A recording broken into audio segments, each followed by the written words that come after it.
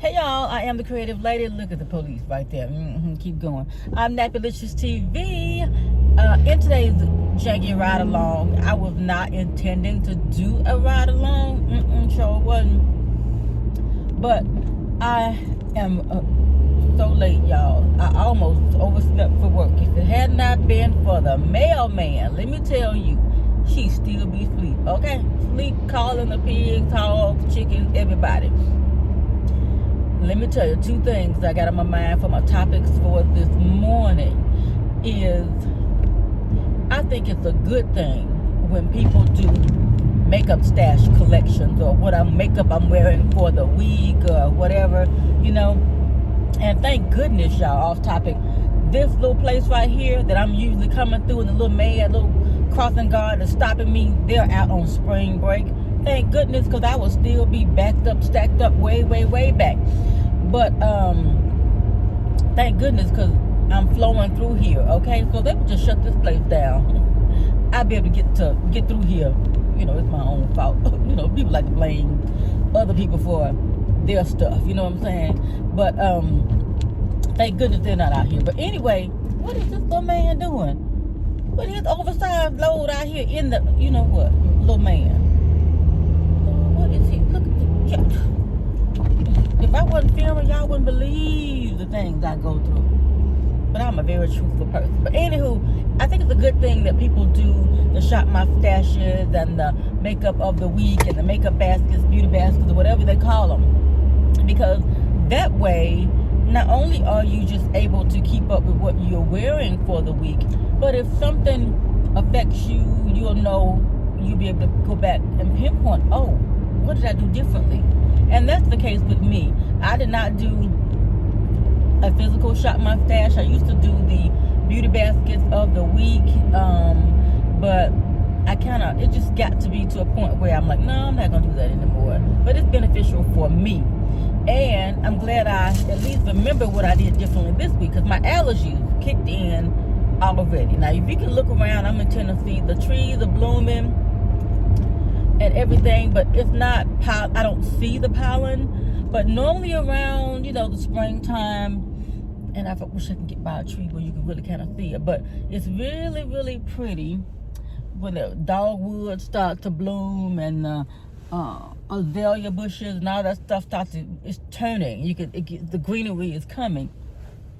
Well, let me tell you, in the midst of all of this, and you might be able to see this one little bush over up and through here. I don't know, anyway, I got to get to work. We'll pass it right there. They're so pretty and they're blossoming, but all of that stuff right there that's so pretty, if you got allergies, you already know it will affect your allergy. And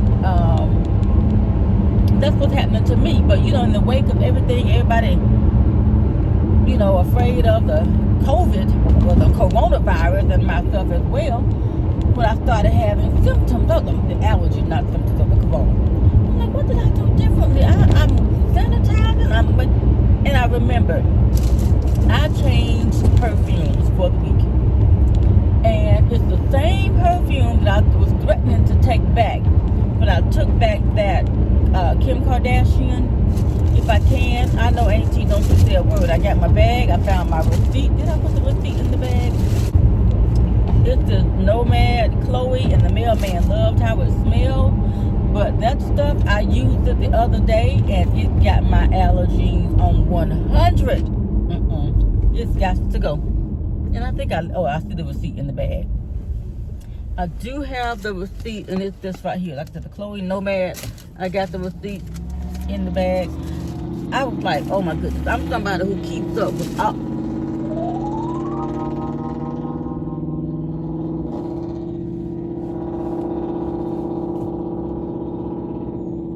What is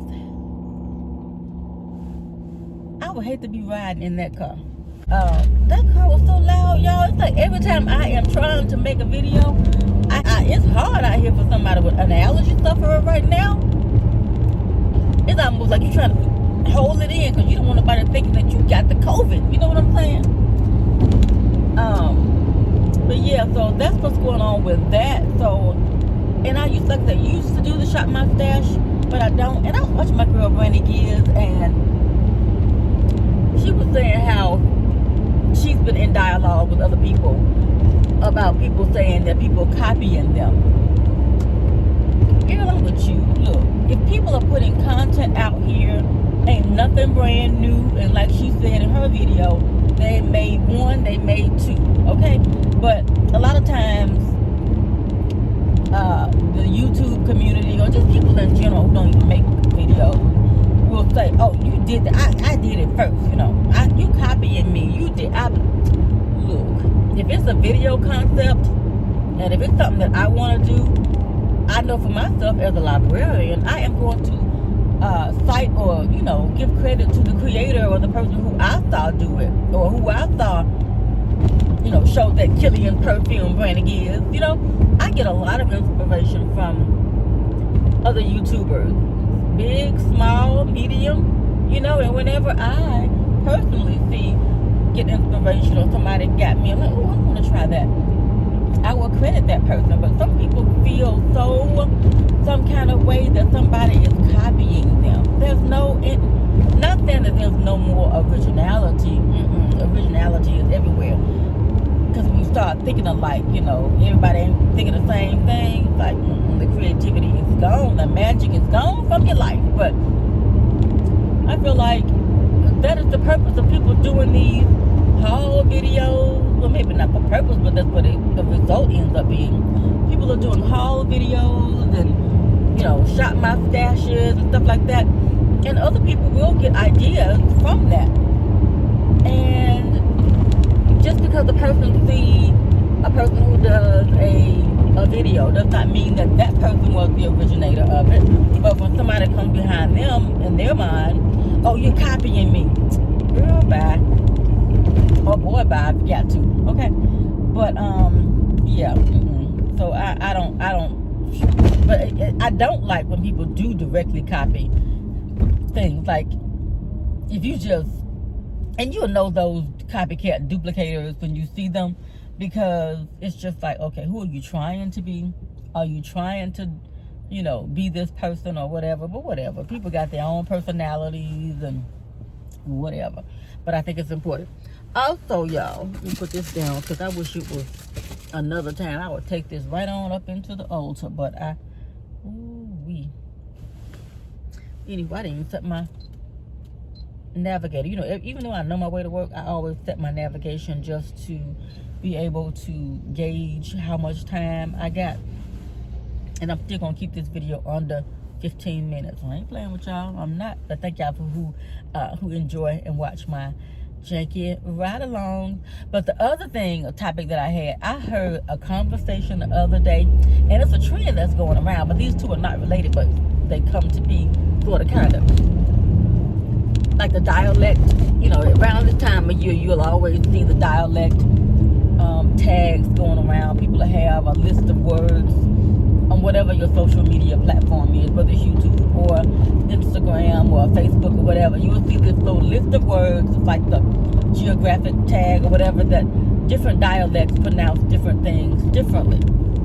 And so they'll say this, like water. Some people say water, some people say water. Some people say, you know, words differently based on their geographic location, but not always, because I'm from the stomp down country, and there's some things that I don't say. But the conversation that I heard the other day, which is kind of sort of not really, but a copycat, but not really inspirational is what I like to call it. We got this one coworker who has this really pretty outfit that she wore one day from Rainbow. It was so pretty, y'all. It was like a two-piece, I think it's a top, like not really a crop top, but it's like a, you know, it's perfect for the outfit. It's an outfit, okay? It's a fit, y'all. And it's got little snap buttons. If I can find it, I'll put a picture of it, because I had one in my car. And the lady, other people in the building, like 2 or 3 other people in the building got one of those outfits. And it was going to be another one because I had one in my car, but I had to push, you know, by. But one lady had hers on the other day, and she was like, oh, I said, oh girl, you got that outfit on. She's like, yep. And it's so convenient because you ain't got to earn it. You ain't got to earn it. Another coworker from a different part of the U.S. was like, earn it? I knew me what the person said. I was not gonna say anything. But the person who said earn looked at the person who looked at them for saying earn. She said iron, okay? Some people say earn, which sounds like U-R-N, the thing that you put a flour or some ashes in, you know, like your loved one. And I was like, whoop, I started backing back. I ain't getting in this. But it triggered me to think about the dialect, you know. Earn, like my kids, I don't know where y'all are from. The kids here in Memphis, and not the kids, people too, you go through a drive-through, the mailman don't like pickles on his whatever. And he was like, no pickles. And so the people come back. You want the some, no pickle. They'll put an R in pickle.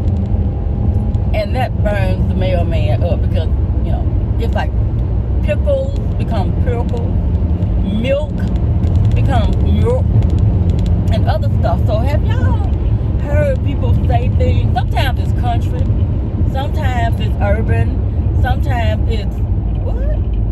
Okay, I want to do the dialect, but I find myself trying to correct myself when I see it, because there are some things that I have to look at twice, like the word pecan, P-E-C-A-N.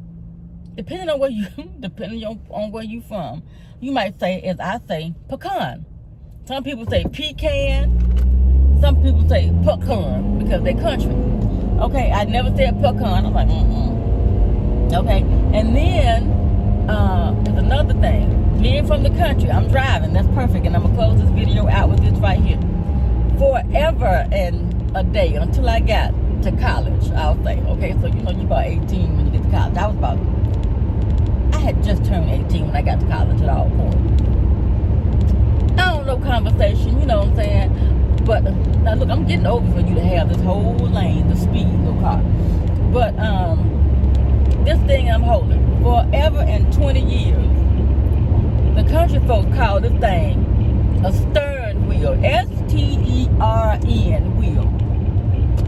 And I know people who still say it's what I learned when I was 365 days times 18, when I learned that this thing was a steering wheel and not a stern wheel,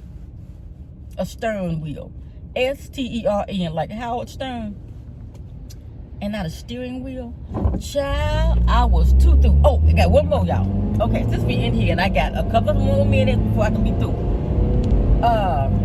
When you got some meat in your freezer, and if you come home from the grocery store and you freeze it so that you can keep it safe, you know what I'm saying? You got the ground beef. You're not gonna make spaghetti or hamburgers or tacos, but you're gonna put it up for later. When you take it out, what are you doing to that meat? Forever, 365 days times 25, okay? My grandmama, I grew up, it was called unthawing. But when you think about it, when you thaw something, thawing something out, you're thawing it, that means you're taking it from frozen to, you know, ready to use. But when you unthaw something, you're freezing it back. Y'all, it's funny, but I don't get offended. But it's just, when you grow up listening to things a certain way, it becomes that. So anyway, y'all, thank you for watching. Subscribe to my channel, smash the notification bell, and I'll see you in the next video. Bye, y'all.